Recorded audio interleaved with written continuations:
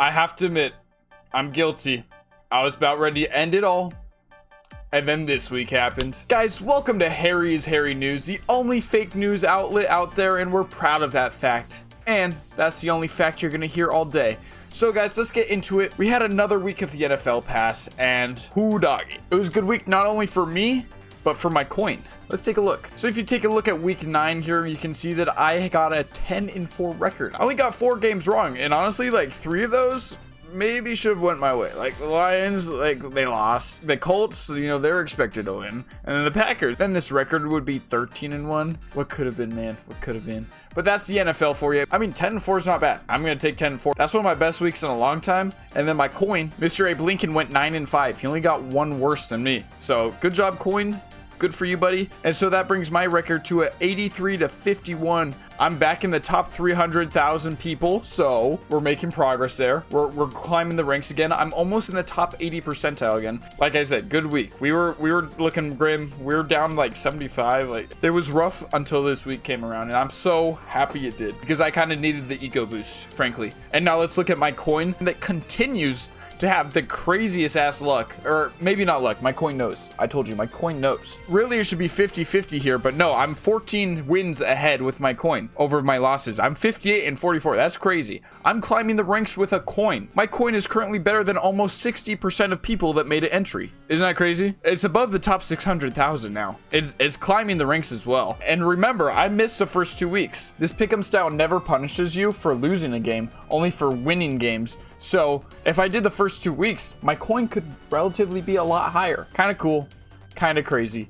But guys, it gets better. It keeps getting better. I went 10-4. My coin went 9-5. But we have our NFL experts. How well did Pete, our buddy Pete, let's take a look at him. What did he do? What did he do, Pete? Where are you? Hello, wake up, Pete. Oh no, Pete. Oh, Kyle. What are we doing, boys? This was one of the easiest weeks we had. Is it because I blew raspberries at you last time? Is that what it was? Holy shit, they sucked. I don't know how you get only 4 picks right out of that slate. Like there were so many obvious choices there. That is rough for you guys. I'm frankly embarrassed that you call yourselves experts still after a showing like this. So you can take 1 loss off of each of them. So P went 5-9 and Kyle went 4-10. Just a reminder that they count their best bets, wins and losses for the week. We subtract those because we're so kind-hearted. We don't want them to look like bigger fools than they make themselves out to be. But I need to show off a little bit more of their foolishness here because I got the math. I crunched the numbers, pulled the calculator out, and numbers don't lie. So currently with my record, I have an accuracy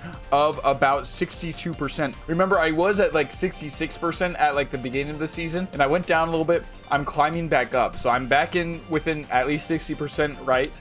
I'm almost 62% correct. Now let's look at my coin that has 58 wins over 44 losses. That's gonna be almost a 57% correctness rate. A coin that mathematically should be 50-50 is 7% corrector. 7% corrector. I don't know how Abe Lincoln does it. I think there's a little bit of magic in my coins, all right? But frankly, I'm grateful that we can make this lesson, make this much of a fool out of Pete and Kyle, our 2 buddies that are experts.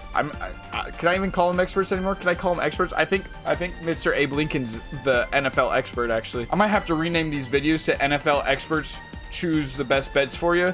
And then it's just me and Penny on the show because we're outclassing Pete and Kyle. Because let's take a look at their correctness. After you subtract their best bets, wins, and losses from their overall, Pete is going to be going 69. Nice job, Pete, for 134. He is barely above 50%. He is teetering with being more wrong than he is right, which is kind of crazy calling himself an expert when he is outpacing a coin by 1%. But my coin is actually outpacing him by 6%. And it doesn't get better from here. Let's take a look at Kyle, who after subtracting his best bet is going 67 for 134. That is exactly 50% correctness. Kyle is the coin flip. Kyle is going to be right every other time. Is not what you want to see from someone who calls themselves an NFL expert. And again, my coin is 7% more correct than him. My coin that is supposed to be 50% correctness is 7% better than him. Kyle is tied with an actual normal coin, and Pete can just barely beat out my coin. It's very sad. It should be very embarrassing for these guys. Like, it's actually just pissing me off so much now. It's getting old. It's getting old. And I hate to bring it up every time, but it is a true fact that these guys are sponsored by FanDuel, a sports book. FanDuel pays them money to present their sportsbook on their broadcast. A broadcast where they tell you who to pick for each game, who are your best bets, to make money off of. And these guys are more wrong than they are right. We just had an NBA gambling scandal. FBI, I'm not accusing these guys of anything. They might just suck. They might just suck at their job. All right, that's totally fine. Other than the fact that CBS still has these guys hired if they suck at their job. But I'd say you're on a live broadcast where you tell people how to bet. You're sponsored by a sportsbook, and you're wrong more than you're right. I think that is reasonable suspicion to perhaps look into these guys, look into CBS. What's going on here?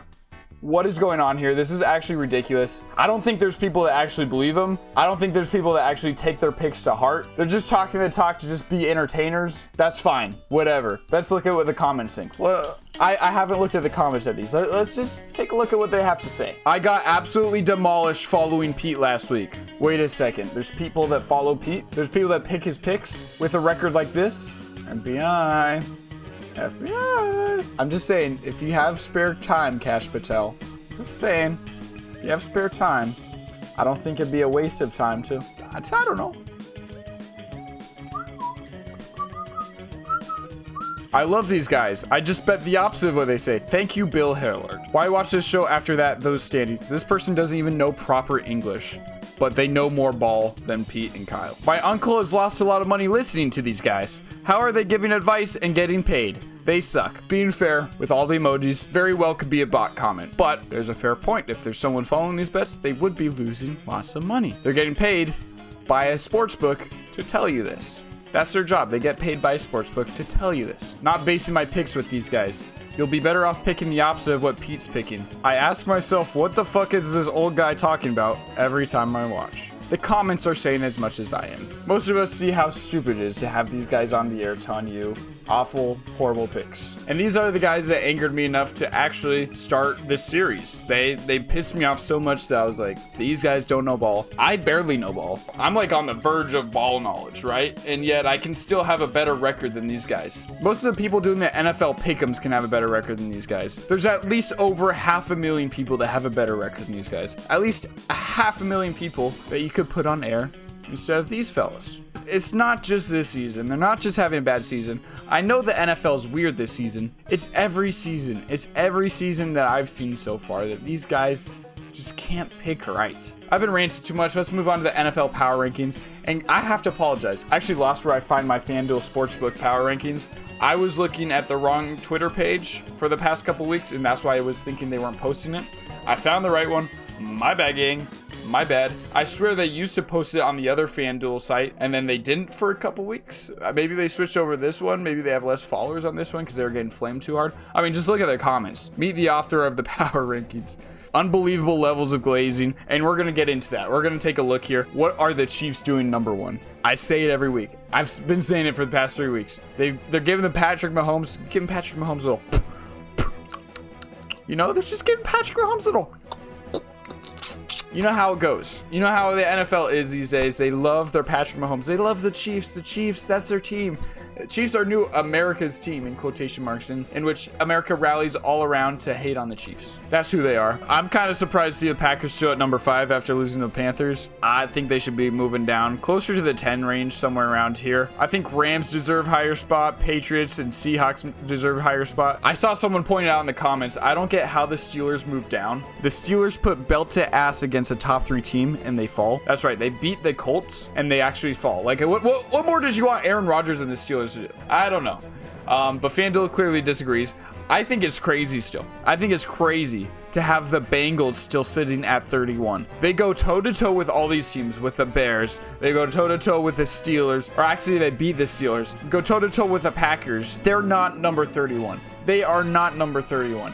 They're better than the Saints, Dolphins, Raiders, Jets. What are the Ravens doing 23? They killed. They're back. Lamar Jackson's back. You can move the Ravens back up now. They're doing good again. That's some of my bigger nitpicks right now. That's kind of the biggest things that anger me about this power rankings, but we can move on. I'm getting too heated here. I need more Red Bull. It's time for me to do what I do best, and that's picking some games. And actually, I don't do that well. I just do slightly above average. All right, that's like my whole life is performing slightly above average. Guys, we got Thursday night football. Raiders versus Broncos. Broncos win easy. Falcons versus Colts. Colts win.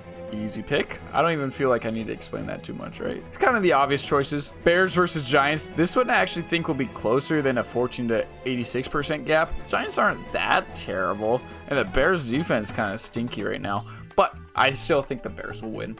I think Bills win this easily. I think the Ravens beat the Vikings. Like I said, Lamar's back. They're looking solid. Vikings look solid with JJ McCarthy back, but I still think Ravens can outpace the Vikings. It's the purple teams. It's purple off. I mean, purpling around. We have Browns versus Jets. I'm feeling Browns. I'm going to Brown Town here. It just makes more sense to me. Jets are not doing it. This one could really go either way. Both these seem stinky poo-poo. I'm just going to give it to the Browns. All right. Next, we got Buccaneers versus Patriots. I think this will actually be a pretty good game. I might actually give it to the Patriots. Patriots are looking more solid recently. Buccaneers, they got a bye week, and I guess I don't know how well they're going to come out of that bye week, but they definitely needed that. But the Patriots kind of been dicing it up, all right? I just couldn't see myself upsetting Drake May, you know? And then next we got Saints versus Panthers. I see a Panthers easy victory there. Jaguars versus Texans. I like Jaguars. I'm feeling the Jags. Feeling the Jags. Trevor Lawrence, baby. I'm feeling them. I'm feeling them up and down. We're going to see how they go against Texans defense, I suppose. Next, you got Cardinals versus Seahawks. Yeah, I'm sorry, Cardinals. I picked you. I picked you to beat the Cowboys, but I don't think you can beat the Seahawks. I still think you're pretty good, but I don't see you beating the Seahawks. I'm sorry. I don't. Rams versus 49ers. You mean like an actual Super Bowl contender versus guys that are somehow barely hanging on, even though how injured they are. Rams, I see fit here. Lions versus Commanders. Lions, I see fit there. Ooh, Steelers versus Chargers. Justin Herbert's a dog. You know, he's bagged Madison Beer. He's a legend ever since he's lost his virginity. He's just been goated with the sauce. But Aaron Rodgers, old man Rodgers, he still has it. And I need more cheeky picks. I haven't done enough cheeky picks this week, and I did just enough last week to do pretty good. So I have to go Steelers here. I gotta get a little crazy with it. I feel the penny whispering to me. All right, I feel him whispering to me. I'm feeling Steelers here. And with that, I think I'm gonna pick the Eagles to win this against the Packers. I'm sorry, Packs. Sorry, Packers. I didn't want to do it. I didn't want to do it. I think I have to go with a safe bet here. Eagles look more consistent than the Packers. I can see the Packers winning. I can see them winning every game. Any game they want to. But if I want to be more realistic, if I want to be honest with myself, I see the Eagles winning this game. I just do. They look more consistent. Green Bay, I know you got that heart. I know you got that fire. And I'll be so happy if you actually prove me wrong on Monday night. But I got to play safe. I play my cards close. I can't do it based off feels. Can't do it based off vibes. Except the Steelers-Chargers game. Picking that straight off of vibes. But picking the Eagles over the Packers here makes sense to me. And they're going to score 45 points. I always have that. I don't know why. 45 points makes sense to me. Let's do it. And ladies and gentlemen, that brings us into your favorite part of the video. My favorite part of the video. It's time for good old Abe Lincoln to show us the way. He's going to show us who's right. He's going to show us exactly how this week's going to play out. I 100% agree with anything this penny picks, and I actually think you should build a 14-game parlay off of what this penny picks. And with that said, remember, heads is home teams. Tails is away teams. Mr. Penny, what will Thursday Night Football look like? It is going to be heads. The Broncos are going to beat the Raiders. I couldn't agree with you more. The Raiders didn't look bad against the Jaguars, but I mean the Broncos are better than the Jags, you know. So anyway, Abe Lincoln, we're going heads again. Colts over Falcons. He's stealing my answers again. Man, I gotta make you start going first, because you're gonna keep stealing my answers here. Where are you going? Heads?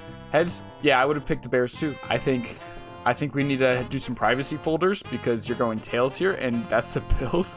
I'm not cutting this. Look, you can see here, I've only done 4 flips, 3 heads, 1, 2.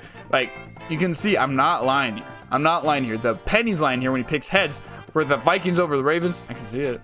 I can see it. But, you know, we're finally in disagreements. The accusations that we're just copying each other's answers, they can go away now. They can dwindle away. You're going tails now. You're going Browns versus Jets, and that's what I picked, dude. Come on. It's like when you tell your buddy to copy your homework, but he just changes it slightly. I think that's what Penny's doing here. That's okay, Lincoln. We're on good terms again. After last week, we're on good terms again. You're going Bucks over Patriots. I understand that pick. I understand that one. Change our homework up a little bit. Make it look different. Going heads again. Panthers over Saints. Good boy. Good pick. Feeling good. Feeling strong, Abe Lincoln. Good man. All it took was me threatening you with a gun to your head. You didn't like that, didn't you? Going tails, Jags over Texans. I couldn't agree more. Maybe I could slightly disagree because I think the Texans have a chance, but I did also pick the Jaguars. Tails, let's go. We're going Cardinals over Seahawks. I like you, Coin. You're ambitious. That's what I like about you. You know, you're going Rams over 49ers. You know, keep your smarts about you, but you're feeling good. You're feeling confident about some subtle picks. Going Commanders over Lions. Dude, did you see Jaden Daniels' elbow?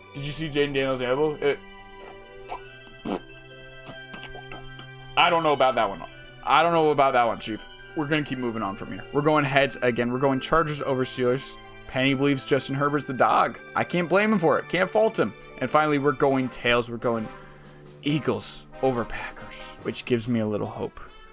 Because in the last 3 weeks, my Penny, week 9, every time there's a Packers game, he's been wrong. He picked the Packers to win, and the Panthers won. Week 8, he picked the Packers to win, and it was a 0. Okay, I was wrong. That's my bad. I was wrong here. But in week 7, he picked the Cardinals to win, and the Packers won. And week 6, he picked the Bengals to win, and the Packers won. So that's why he's giving me a little bit of hope here for Monday Night Football. And we're gonna end this off with a classic little 6-7. I did that last week, though. We'll do 69. Again, someone asked me why I'm not doing 50, because it's like a coin 50-50. Why not just pick total points as 50? Because 50 is not funny. Dumbass.